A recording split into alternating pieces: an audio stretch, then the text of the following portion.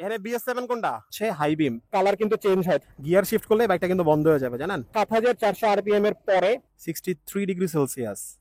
So এখন যখন ভিডিওটা করতেছি, এখন ঘড়িতে বাজতেছে হচ্ছে অলমোস্ট দুপুর ১:৩০। বিএস ইমার্টে হচ্ছে R15M BS7 অনেকগুলো আছে। এন্ড রিসেন্টলি I mean 2 দিন আগে মনে হয় একটা ব্র্যান্ড নিউ বাইক আসছে। তো আজকে আমার প্ল্যান ছিল যে বিএস ইমার্টে যায়া হচ্ছে R15M BS7 এটা হচ্ছে রাইড করব। লাস্ট টাইম যখন এম চালাইছিলাম ওইটা ছিল BS6, আর BS7 আসলে এখনো আমার চালানো হয় নাই, এই কারণে ভাবলাম যে যাই এম BS7 টা রাইড করে আসি। আর এই যে চলে আসছি বিএসবি মার্টের এইখানে। কি অবস্থা? এখানে BS7 কোনটা? ও সবগুলা BS7। তো এই যে R15M BS7 ভিতর থেকে 4টা ফুল বাইক করে দিছে মাত্র। আর দেখেন এখানে কিন্তু প্রচুর বাইক কিন্তু আছে, দেখছেন একদম এক সিরিয়ালে অনেকগুলা কিন্তু বাইক রাখা, ঠিক আছে। আর এখানে হচ্ছে আরেকটা আছে এম, দুইটাই BS7, তারপর ভিতরেও হচ্ছে দুইটা BS7 আছে। এই বাইকটার সবচেয়ে জোস জিনিস হচ্ছে যে এটার ইনস্ট্রুমেন্ট কনসোলটা। মামা আসো। বিসমিল্লাহির রহমানির রহিম। সো চলেন রাইড করি ইয়ামাহা R15M BS7। ওয়েল, তো আমার পিছনে এই যে রাখা R15M BS7, বলা হয়ে থাকে বাংলাদেশে যতগুলো বাইক আছে তার মধ্যে এই বাইকটা হচ্ছে সবচেয়ে লোডেড, মানে এই বাইকটার মধ্যে সবচেয়ে বেশি ফিচার দেওয়া আছে।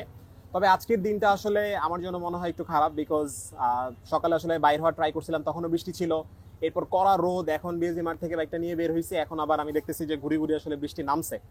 তো দেখা যাক আসলে ভিডিওটা শেষ করতে কতক্ষণ সময় লাগে। আপনারা অনেকেই আসলে আমাকে বলছিলেন যে R15M এর একটা ভিডিও দেওয়ার জন্য, সো আজকে আমি বিএসজি মার্ট থেকে R15M এই বাইকটা হচ্ছে নিয়ে আসছি। অ্যান্ড আজকের এই ভিডিওতে এই বাইকটার একটা ফুল রিভিউ, ফুল ডিটেইল রিভিউ শেয়ার করব। যারা যারা আসলে R15M BS7 বাইকটা আসলে কিনতে চাচ্ছেন, আপনাদের জন্য আজকের এই ভিডিওটা হবে অনেক বেশি হেল্পফুল। চলেন আপনাদেরকে একদম শুরুতে বাইকটার লুকসটা দেখা দিতেছি। এই বাইকটার লুকসটা কিন্তু খুবই সুন্দর, খুবই অ্যাগ্রেসিভ, এবং এটার যে কালার কম্বিনেশন এটাও কিন্তু খুবই দারুণ হয়েছে। যদি আমরা একটু খেয়াল করি, এখানে কিন্তু সিলভার আছে, তারপর দেখেন এই পাশে কিন্তু ব্ল্যাক পোর্শন আছে, এই পাশে দেখেন R15M লেখা আছে, কুইক শিফটার লেখা আছে, এইটার যে টার্ন সিগন্যাল সেটা হচ্ছে এলইডি দেওয়া আছে। এবং আমরা যদি সামনে চলে আসি, সবগুলো R15 যেমন আর কি, এটা ডিআরএলটা খুব সুন্দর, এটার মধ্যে কিন্তু প্রজেক্টর এলইডি হেডল্যাম্প দেওয়া আছে, আর এটা লাইটটা জ্বালাইলে কিন্তু আরো ভালো লাগে। আর এটার প্রজেক্টর এলইডি হেডল্যাম্পের পাওয়ারও কিন্তু যথেষ্ট বেশি, এবং বাইকটার পিছনে কিন্তু আমরা এলইডি টেল লাইট, আর পিছনে কিন্তু আমরা এলইডি ইন্ডিকেটর পেয়ে যাচ্ছি। সামনে দেখেন এখানে কিন্তু R15M লেখা আছে, এখানে কিন্তু কালো এরকম লেখা আছে, এটার দেখেন বিজি মডেল লোগো, এই পাশে হচ্ছে ইয়ামাহা লোগো আছে। আচ্ছা, আপনাদেরকে এখন এই বাইকটার ইঞ্জিন ডিসপ্লেসমেন্টটা বলে দিচ্ছি। 155 সিসির একটা ইঞ্জিন ব্যবহার করা হয়েছে, যেটার কুলিং সিস্টেম হচ্ছে লিকুইড কুলড 4 স্ট্রোক 4 ভালভের একটা ইঞ্জিন, SOHC ইঞ্জিন। এটার ফুয়েল সিস্টেম হচ্ছে FI, ডেফিনেটলি ফুয়েল ইনজেক্ট। আর বাইকটা যদি পাওয়ার টর্ক বলে দেই তাহলে বলতে হবে 18.4 PS পাওয়ার পেয়ে যাবেন, এবং 14.2 নিউটন মিটার অফ টর্ক কিন্তু পেয়ে যাবেন। আর যদি আমরা সামনের দিকে চলে আসি, তাহলে আমরা সামনে দেখতে পাচ্ছি একটা আপসাইড ডাউন সাসপেনশন দেওয়া আছে, যেটা হচ্ছে 37 মিলিমিটারের, এবং এই বাইকটার পিছনে কিন্তু দেওয়া আছে মনোক্রস সাসপেনশন। আবার যদি সামনের টায়ারে চলে আসি, তাহলে সামনে যে টায়ারটা ব্যবহার করা হয়েছে এটা হচ্ছে MRF এর একটা টায়ার, এবং বাইকের সামনে দেওয়া আছে 282 মিলিমিটারের একটা ডিস্ক ব্রেক। আর আমরা কিন্তু দেখতে পাচ্ছি যে ভাইব্রেট ব্রেক ক্যালিপার, এবং এখানে কিন্তু ABS এর রিং দেখা যাচ্ছে।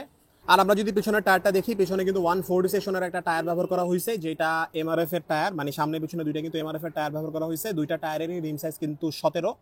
আর এই যে পিছনে কিন্তু আমরা যে ডিস্কটা দেখতে পাচ্ছি, এটা হচ্ছে অ্যাজ ইউজুয়াল ইয়ামাহার বাইকে যেরকম থাকে 220 মিলিমিটারের। আর পিছনে কিন্তু ABS এর রিং দেখা যাচ্ছে, দ্যাট মিন্স এই বাইকটা হচ্ছে dual disk plus dual channel ABS breaking সিস্টেমের একটা বাইক। আচ্ছা, বাইকটার ডাইমেনশন সম্পর্কে আপনাদেরকে কিছু ইনফরমেশন দিয়ে দিতেছি। বাইকটা হচ্ছে 142 কেজি, মানে এটার কার্ব ওয়েট 142 কেজি, এবং এই বাইকটার সিট হাইট হচ্ছে 815 মিলিমিটার। আর বাইকটার গ্রাউন্ড ক্লিয়ারেন্স হচ্ছে 170 মিলিমিটার। আর এই বাইকটার মধ্যে আপনারা ফুয়েল নিতে পারবেন 11 লিটার। আচ্ছা, এই বাইকটার সবচেয়ে আকর্ষণীয় বিষয় হচ্ছে এই বাইকটার স্পিডোমিটার। দেখেন চাবি দিলে খুব সুন্দর করে দেখছেন ইয়ামাহা লেখা আসছে, ঠিক আছে। অ্যান্ড এটা হচ্ছে একটা TFT ইনস্ট্রুমেন্ট কনসোল, যে ইনস্ট্রুমেন্ট কনসোলে আপনারা অনেক ইনফরমেশন পাবেন, এবং খুব সম্ভবত R1, ঠিক আছে, ইয়ামাহা R1এও কিন্তু একই রকম ইনস্ট্রুমেন্ট কনসোল আসলে ব্যবহার করা হয়েছে, আমি যতদূর জানি। যদি ভুল হয়ে থাকে তাহলে জানাই দিবেন। তো চলেন আপনাদেরকে একটু দেখাই দিই। এখানে হচ্ছে নিউট্রাল করা আছে এখন বাইক, এখানে মানে গিয়ার ইন্ডিকেটর উঠবে, কুইক শিফটার, তারপর হচ্ছে ট্র্যাকশন কন্ট্রোল, কি লাগবে, ঘড়ি আছে, RPM গজ, তারপর এই পাশে হচ্ছে ফুয়েল গজ আছে, তারপর ট্রিপ 1। আচ্ছা, ভালো কথা, BS6 যেটা ছিল সেটার কিন্তু এই যে সুইচের এখানে একটা বাটন ছিল, সেই বাটন দিয়ে আসলে এটা অপারেট করা লাগতো, বাট এখন কিন্তু এই যে বাম পাশে কিন্তু এটা চলে আসছে, দেখেন এখানে আপনার সিলেক্ট করতে হবে, তারপর এই দুইটা বাটন দিয়ে আপ ডাউন করে করে আপনি হচ্ছে ইনস্ট্রুমেন্ট কনসোলটা আছে এটাকে কিন্তু আপনি অপারেট করতে পারবেন, ঠিক আছে। তো চলেন একটু দেখি। দেখেন ট্রিপ 2, ওডো বাইকটা চলছে হচ্ছে মাত্র 1227 কিলোমিটার। আচ্ছা, তারপর আরো কি কি আছে চলো আমরা দেখি। অ্যাভারেজ স্পিড দেখা যাইতেছে 16 কিলোমিটার/আওয়ার। ব্যাটারি ভোল্টেজ দেখা যাইতেছে। আচ্ছা, কুলেন্ট টেম্পারেচার দেখা যাচ্ছে 63 ডিগ্রি সেলসিয়াস। আচ্ছা, ফুয়েল ট্রিপ দেখা যাইতেছে। তারপর হচ্ছে কারেন্ট ফুয়েল এটা উঠতেছে না। অ্যাভারেজ ফুয়েল দেখা যাইতেছে 3.4 লিটার/100 কিলোমিটার। Average speed 16 কিলোমিটার/আওয়ার। ও আচ্ছা, ভালো কথা, এখানে ল্যাপ মোডও আছে। ল্যাপ মোডটা কোথায়? সো এখান থেকে কিন্তু 6000 RPM থেকে বাইকটা হচ্ছে স্টার্ট হবে।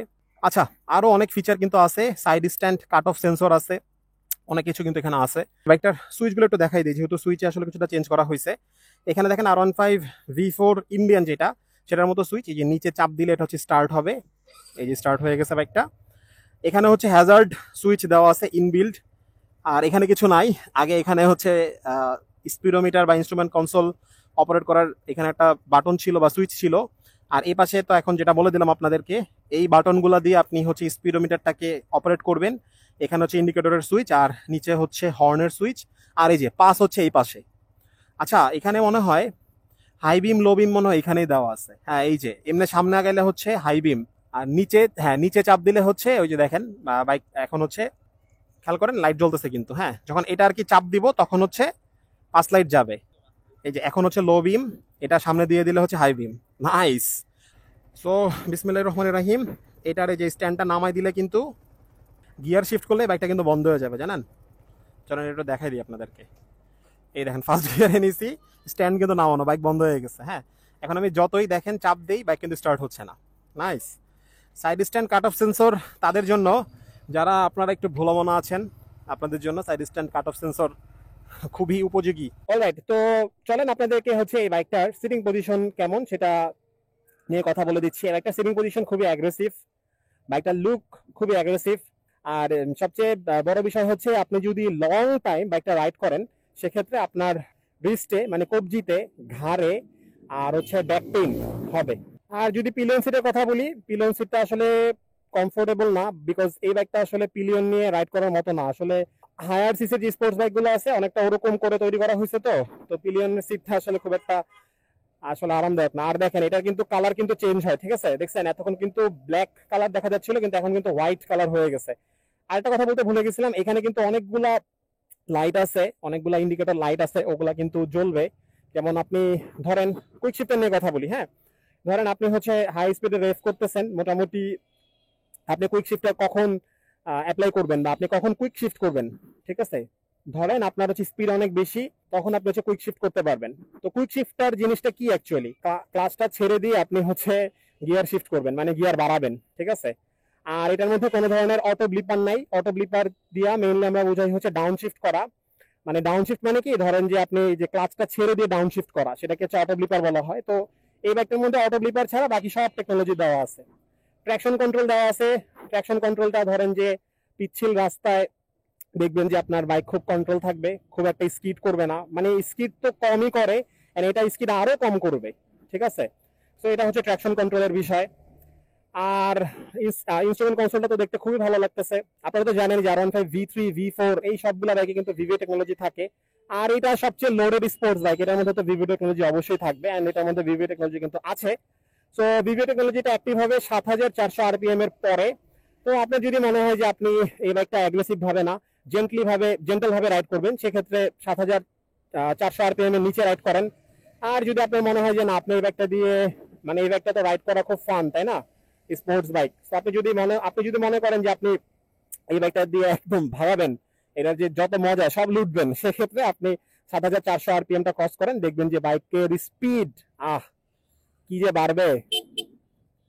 ওকে, এই হচ্ছে ভিভিও টেকনোলজির বিষয়ে কথাবার্তা। আর চলেন আপনাদেরকে ব্রেকটা একটু টেস্ট করে দেখাই। তো চলেন প্রথমে হচ্ছে পিছনের ব্রেকটা একটু চেক করবো, ওই যে স্পিডোমিটারটার ওখানে যে। ওকে ওকে ওকে, ফাইন। পিছনের ব্রেক তো ভালোই, জাস্ট পিছনের ব্রেকটা কিন্তু প্রেস করছি, ইঞ্জিন ব্রেক কিন্তু করি নাই। এখন হচ্ছে সামনের ব্রেকটা দিব। হ্যাঁ, সামনের ব্রেকটা সবসময় বেশি বেশি জোরে হচ্ছে ব্রেকটা হয়, মানে সামনের ডিস্ক বড়, তো এই জন্য সামনের ব্রেকের ব্রেকিং ফোর্স অনেক বেশি। ওকে, ভালো কথা। পিছনের ব্রেক বা সামনের ব্রেক দুইটাই ঠিকঠাক কাজ করে। আর ইঞ্জিন ব্রেক করলে তো জায়গায় বাইক থেমে যাবে। এই যে ইঞ্জিন ব্রেক করলাম,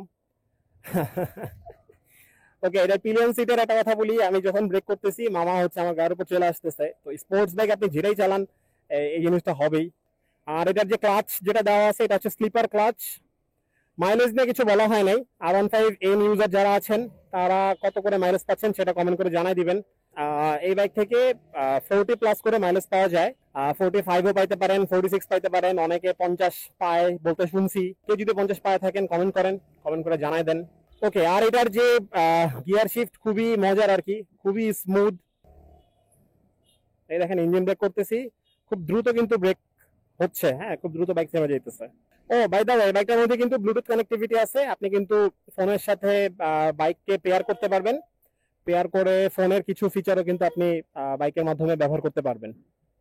ওয়েল, সো এই হচ্ছে ইয়ামাহা R15M। খুবই দারুণ একটা বাইক, অ্যাগ্রেসিভ একটা বাইক, দেখতে সুন্দর, চালাইতে মজা, দামটাও তেমন বেশি। ওয়েল, আমি ট্রাই করছি আজকের এই ভিডিওতে R15AM BS7 এই বাইকটার সম্পর্কে যাবতীয় তথ্য, হাইলাইটেড ইনফরমেশন সবগুলো আসলে শেয়ার করার। সো আই রিয়েলি হোপ আমার আজকের এই ভিডিওটা আপনাদের ভালো লাগছে। যদি ভিডিওটা ভালো লাগে তাহলে চ্যানেলে করে রাখবেন সাবস্ক্রাইব এবং ফেসবুক পেজে দিয়ে রাখবেন ফলো। আর আপনাদের যদি R15M BS7 বাইক কেনার প্রয়োজন থাকে, বিএসবি মার্টে কিন্তু এখন অনেকগুলো বাইকের কালেকশন আছে, মানে এই বাইকটার অনেকগুলো কিন্তু কালেকশন রয়েছে। এই যে স্ক্রিনে বিএসবি মার্টের নাম্বারটা দিয়ে দিচ্ছি, আর ডেসক্রিপশন বক্সে বিএসবি মার্টের অ্যাড্রেস পেয়ে যাবেন। অ্যান্ড অবশ্যই রাইড করার সময় সবসময় ট্রাফিক রুলসগুলো মেনে চলবেন, হেলমেট ব্যবহার করবেন। আল্লাহ হাফেজ।